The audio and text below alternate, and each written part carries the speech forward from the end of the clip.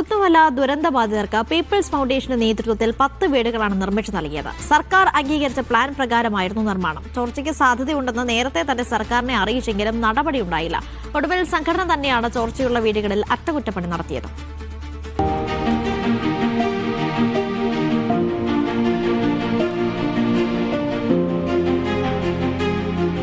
സർക്കാരിന്റെ അനുമതിയോടെ വിവിധ സംഘടനകളാണ് പുത്തുമല ദുരന്തബാധിതർക്ക് മേപ്പാടി മുക്കിൽപീടികയിലെ പുനരധിവാസ മേഖലയിൽ വീടുകൾ പണിത് നൽകിയത്.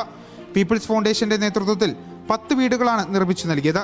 സർക്കാർ അംഗീകരിച്ച പ്ലാൻ പ്രകാരം വീടിന്റെ മുൻഭാഗം മുന്നിലേക്ക് ചരിച്ചും ബാക്കി ഭാഗങ്ങൾ നിരപ്പായുമായിരുന്നു നിർമ്മാണം. ചരിവിന്റെയും നിരപ്പായതിന്റെയും മധ്യഭാഗത്തായിട്ടാണ് എല്ലാ വീടും ചോരുന്നത്. ഇത് നേരത്തെ തന്നെ സർക്കാരിന്റെ ശ്രദ്ധയിൽപ്പെടുത്തിയിരുന്നു എന്നാണ് പീപ്പിൾസ് ഫൗണ്ടേഷൻ പറയുന്നത്. സർക്കാർ കൂടി ഒന്നിച്ചുള്ളൊരു പദ്ധതി എന്നുള്ള നിലയ്ക്ക് സർക്കാരിനെയും അതുപോലെ ബെനിഫിഷ്യറീസ് ഗുണഭോക്താക്കളുടെയും കൂടി സഹകരണത്തോടു കൂടി അവരും ഞങ്ങളും കൂടി പങ്കാളിത്തത്തോടു കൂടിയാണ് ഈ ഒരു പ്രശ്നം പരിഹരിക്കാൻ നമുക്ക് സാധിച്ചത്. ഇതുപോലെ തന്നെ മറ്റ് മുഴുവൻ ഇവിടെയുള്ള ഈ 10 വീടുകൾക്കപ്പുറം എല്ലാ വീടുകളുടെയും പ്രശ്നം പരിഹരിക്കുന്നതിന് വേണ്ടി സർക്കാർ തലത്തിൽ തന്നെ വേണ്ട രീതിയിൽ ആ ആളുകളുടെ പ്രശ്നങ്ങൾ പരിഹരിച്ചു കൊടുക്കുകയാണ് യഥാർത്ഥത്തിൽ ചെയ്യേണ്ടത്. തങ്ങൾ പണിത വീടുകളിലെ ചോർച്ച തങ്ങൾ തന്നെ പരിഹരിക്കാമെന്ന് സർക്കാരിന്റെ അനുവാദം വാങ്ങിയായിരുന്നു അറ്റകുറ്റപ്പണികളുടെ തുടക്കം. 10 വീടുകളിൽ 8 വീടുകളുടെ പണികൾ പൂർത്തിയാക്കി.